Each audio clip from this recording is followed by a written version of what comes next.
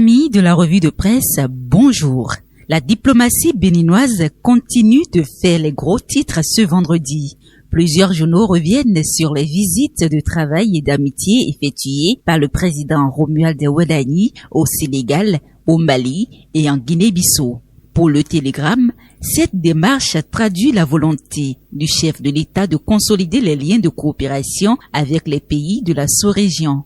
Bénin Intelligent estime que Romuald Wadani apporte un nouveau souffle à la diplomatie régionale tandis que Libération observe l'émergence progressive d'un style de gouvernance qui s'inscrit dans la continuité des réformes engagées ces dernières années. Premier pas à la marina, Romuald Wadani imprime déjà son style, titre nos confrères. Toujours sur le terrain politique, l'actualité est marquée par un changement à la tête du secrétariat exécutif national de la FCBE. Selon le Télégramme, Garba Yaya succède à Paul Rompé, une évolution que l'opinion aujourd'hui interprète comme une tentative de redynamisation du parti à l'approche des prochaines échéances électorales. La FCBE en quête d'un nouveau souffle, peut-on lire à la une du journal. Sur le plan international, Bénin Intelligent met en lumière la participation de Laurentine Adosso aux travaux du réseau des compétences électorales francophones en Belgique où elle représente le Bénin sur les questions liées à la gouvernance électorale. Les questions économiques occupent également une place importante dans les colonnes des quotidiens. La boussole met en avant les ambitions du gouvernement en matière de croissance économique, notamment à travers le développement de la zone industrielle de Glodigué, considérée comme un levier majeur de transformation et d'industrialisation. Les relations avec les partenaires financiers internationaux retiennent également l'attention. La boussole Bénin Intelligent et l'événement du jour soulignent le renouvellement de la confiance de la Banque africaine de développement et de la Banque ouest-africaine de développement envers le Bénin, ouvrant ainsi de nouvelles perspectives de financement. L'agriculture n'est pas en reste. La tribune de la capitale et Bénin Intelligent s'intéresse à l'objectif fixé pour la campagne cotonnière 2026-2027 avec l'ambition de reconquérir le cap des 700 000 tonnes de coton. Dans les colonnes judiciaires, plusieurs dossiers continuent d'alimenter l'actualité.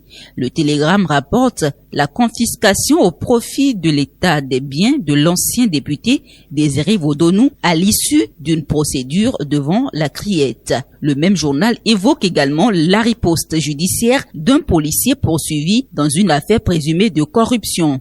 La justice a également tranché dans une affaire impliquant le monde culturel. Libération annonce la relâche de la comédienne Aurélie Nouglo-Iguezo au bénéfice du doute. Au chapitre sécuritaire, les 4 vérités fait état d'une importante opération menée sur l'as Parakundali ayant permis la saisie de plus de 304 kg de produits psychotropes et de 625 cartouches. Dans un autre registre, les 4 vérités annoncent que les Béninois de la diaspora peuvent désormais renouveler leur passeport en seulement 30 minutes grâce à la plateforme numérique e-Pass. Le journal revient aussi sur la capture d'un python de Seba à Cotonou, une situation qui a suscité des inquiétudes parmi les populations, mais pour laquelle les autorités se veulent rassurantes. La santé publique fait également la une avec l'opinion aujourd'hui qui annonce le démarrage dès ce jour d'une campagne nationale de vaccination contre la poliomyélite visant plus de 2,2 millions d'enfants. Sur le plan de la gouvernance locale, Dabarou rapporte l'ouverture d'un dialogue entre le maire de Cotonou et les citoyens dans le cadre d'une séance de reddition de comptes consacrée à la gestion des inondations. Libération s'intéresse aux solutions apportées par le programme d'assainissement pluvial de Cotonou pour réduire les risques d'inondation. De son côté, Bénin Intelligent souligne que le Bénin est désormais considéré comme un pays pilote dans l'élaboration d'une stratégie régionale de gestion des inondations. À Porto Novo, la tribune de la capitale attire l'attention sur les dangers que représentent les caniveaux à ciel ouvert le long de la voie d'Odi à Navier.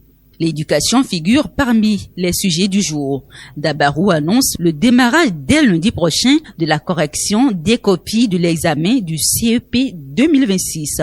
Enfin, l'actualité sportive est dominée par le coup d'envoi de la Coupe du Monde 2026.